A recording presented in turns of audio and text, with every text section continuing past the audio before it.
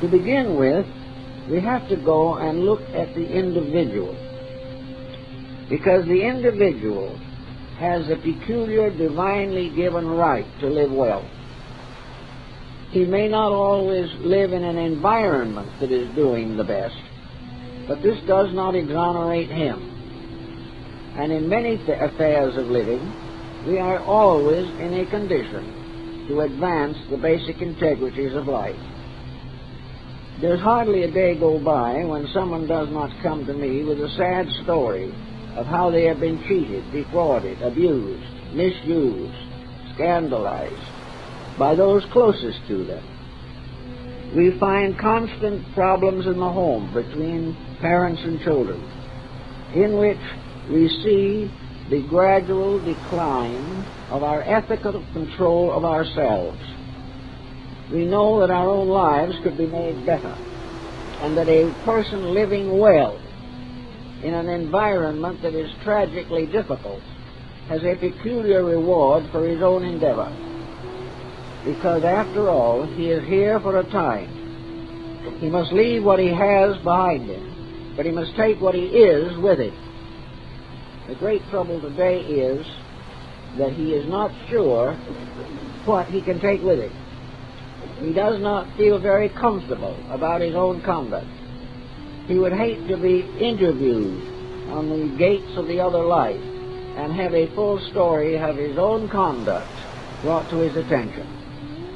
He hopes, materialists particularly hope, that this dreaded circumstance will never arise, because when he is dead, and that is the end of it. Now this oblivion at the end of life is a consolation for the corrupt. It is a means in which the individual sincerely believes that he can escape forever from the consequences of his own actions. He will depart, as his ancestors departed, and as his descendants will depart. And in each case, he will leave forever the troubles he caused. He will leave the mistakes which he permitted to endure to become part of the heritage of his descendants. The individual, therefore, in many instances, is seriously of the mind that if there is no life after death, he probably is better off. He would hope that oblivion will end it all, and that those who come after him will also pass into oblivion, as those who came before him passed into oblivion. Now, there is really no scientific proof of this point of view. There is no clear evidence that the individual leaving this life does not in some way face the consequences of his own conduct. We are no longer particularly interested in the idea that a few virtuous persons, whose virtues in turn may be questioned, will go to heaven, and that for the rest, purgatory waits. This type of thinking was fashionable at one time, and also was a moral deterrent to corruption. The individual did not relish the concept of suffering forever for the sins he committed today. Philosophy has begun to analyze that situation and comes to the very simple conclusion that the universal power that fashioned all things did not intend that a great part of his creation should go to perdition forever. It was not part of the purpose that they should be lost souls. There was no reason to assume that the individual, part of a growing and unfolding life, should be thwarted, blocked, and forever condemned for the ignorance of a particular generation. The Oriental mind, working with this problem, came to the simple conclusion that whether we are in this world or some other place, we are there to grow and not simply to suffer. Very often we associate suffering with growth.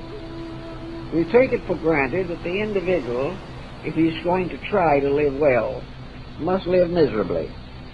He must deprive himself of everything that the sinner and the backslider enjoys. He must live according to rules so strict and so stringent that most of the joys that we think of today, which are largely extravagances, are curtailed so far as he is concerned. He must live a lonely life of virtue in the midst of a happy and cheerful corruption. This situation, of course, is not exactly an appetizing interpretation of life, and there is really no truth in it, but we try to believe that there is. The human being, in adjusting to the times in which he lives, has many rewards as well as curtailments. The well-lived life, the consciously dedicated life, has many, many appreciations and rewards. The first and most intimate, perhaps, of these situations is related to his own flesh. The world in which we live today is very hard on the human body. The body was not intended to be abused. It was given to us as a wonderful instrument for self-improvement, understanding, cooperation, and mutual friendship. The body is a structure ruled by laws. It was generated according to law. It exists in this world in a functioning companionship with law. And when the body has finished its purpose, it returns to the natural resources from which all bodies come. But this body cannot stand constant abuse. It cannot sustain itself in a life that is dedicated to law breaking. And this is one of the situations that we face today, when probably more than ever before we find the encroachment of chronic ailments, we find the gradual decrease in efficiency, we find premature aging, and also innumerable heart attacks, nervous breakdowns, and mental disjointings of one kind or another. So the body is taking the brunt of our own mistakes, and it is arguing back. It simply tells us we cannot do it this way. So in order to keep on doing what we please, we try to, one way or another, medicate the body. If it is crying in pain, we give it a painkiller. If it's worn out, we give it a stimulant. If the mind becomes too heavy a burden upon the flesh, we can practically block out thinking with drugs. And a great many of our young people are becoming drug addicts to block out life, a life which they do not approve of, a way of life which they cannot adjust to, and responsibilities which are falsely placed upon them by circumstances over which they apparently have no control. So the body takes the first punishment. And it does not make any difference whether it is the body of the individual or a body corporate, a corporation, a nation, an institution. All of these are bodies to be used for the purposes of the advancement of human good. When they no longer serve this purpose, they begin to disintegrate. What is not useful does not endure. And use is not the fulfillment of personal appetite, but the advancement of character. So we have this little poem about the mills of the gods, in which there is added to our problem a vast dimension of integrity. And there's nothing that we are more concerned over at the moment than integrity. If we cannot find it in ourselves, if we cannot find it in our world as we know it, then we are definitely blocked in our natural optimism and our natural desire for self-improvement. If, however, we begin to recognize these difficulties not as punishments primarily, but as lessons, we can begin to learn something that may be of permanent value to us as we go through life. Nearly every pain we suffer from is a lesson. The pain itself is important. They tell the story about the man who, after a long series of experiments, was able to destroy the pain symptom in himself. He no longer felt pain. It went along all right till one day, not feeling pain, he sat on a stove, and that was the end of it. Pain saves. Pain protects. Pain guides us, warns us, but it is never regarded as a pleasant friend. It is always an adversary, interfering with the things that we want to do. In the world around us, we also come face to face with a situation that has been building up for thousands of years. We have inherited the disaster of the ages. We have inherited the mistakes that human beings have made from the beginning.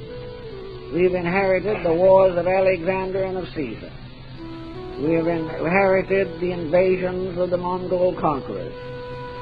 We have inherited the wars and the hostilities of Napoleon, of Hitler, and of all the great ambitious men who have sought to fulfill their life destiny by destroying their fellow man.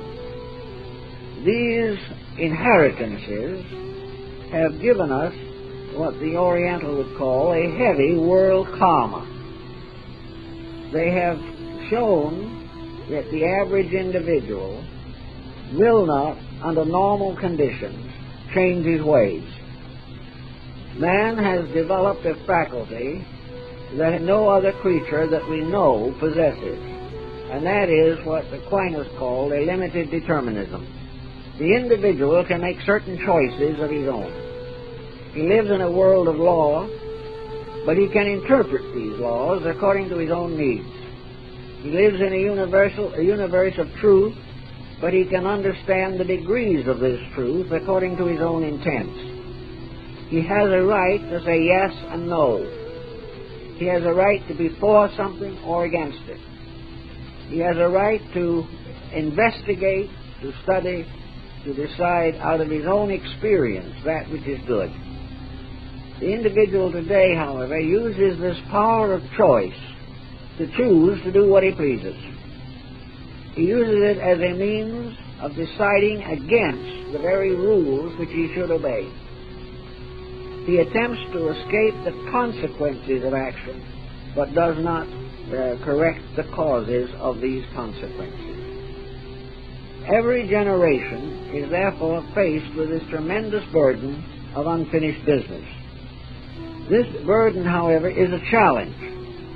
It is something that is here because we have put it here, because we have done certain things that have brought about the consequences we dislike. Now, the facts of this are very evident and quite easy to discover. Those who are interested, for example, in certain phases of human culture can read with profit Gibbon in his great book, The Decline and Fall of the Roman Empire. It seems, if you read that book today, that it is a contemporary document. It shows exactly what happened to Rome. It shows exactly how it came to happen, and how the gradual deterioration of integrity and the constant expansion of personal ambitions finally resulted in the collapse of a great structure, a structure which had potential of a long endurance but did not achieve it. We find the same in the histories of every nation. The mistakes we are making today are the mistakes that destroyed the past. The achievements of a constructive nature that we are making today are also present as bright sparks and bright lights in the long chronicle of history. Every good thing has played its part. Every new dedication has resulted in a basic advancement of human nature and human purpose. But from the very beginning, we have persecuted most those who told us the truth. We do not want wisdom to interfere with pleasure. We are striving desperately to be happy by a means that will guarantee unhappiness. This is as natural as cause and effect, and is a manifestation of it. We are much more privileged than the past, because we can review what has gone before. We stand probably at the point of the greatest potential enlightenment, but we are not willing to learn the lesson. We consider that all history began in the present century, and all that went before was a mass of myth and legend and mistake. Actually, the myths and legends and mistakes are dominating us today. We have not learned. Families do not learn. They go through many unsettled years, which may end in divorce or other separations, but they haven't learned what keeps a home together. They have not learned how to rule and guide their own children. When they go to vote, they do not know who they are voting for, and the only policy that to the average person is meaningful is to vote for the candidate from which we as an individual are most likely to profit. If the candidate helps us to maintain our lifestyle, we vote for it, even though the lifestyle may be wrong. Today, lifestyle has blossomed as never before. And in the more advanced or more prosperous countries, the standards of living are very high, but the standard of life itself is very low. We are building constantly outward things which are in themselves perishable and corruptible and will inevitably fall. So now we get the idea, perhaps, that behind Longfellow's lines, namely that we are actually always and forever in the presence of an immutable truth, an inevitable procedure, and that the simplest, happiest, most profitable and productive adjustment we can make is to adjust to this truth. Now, Pilate asked Jesus, "What is truth?" And according to the Gospels, Jesus was silent. Truth is a very big word, and in its own essence and substance is probably beyond definition. But there are certain evidences, certain secondary truths, which are very important in guiding us, even though the primary may be obscure. The truth of a matter is the reality of it. The truth of a situation is its factuality. But most of all, it is its definite integrity. Truth is incorruptible. Men can deny it, but they cannot disprove it. And truth is that we must cooperate or perish. There is no other possible answer, because we were made to cooperate. And whenever we do not cooperate, we place our complete psychic nature under stress. Gradually, as in the case of narcotics addiction, the false values which we have taken on become habitual. Furthermore, they become habit-forming, and ultimately they destroy the discrimination within ourselves which might give us the strength to break these habits. So little by little, we are losing our relationship to the world of which we are a part. We are losing our recognition that we are here to grow, to correct our mistakes, and to advance gradually toward the fuller appreciation of truth, to become a little more aware of the truth of the matter, whatever that truth may be.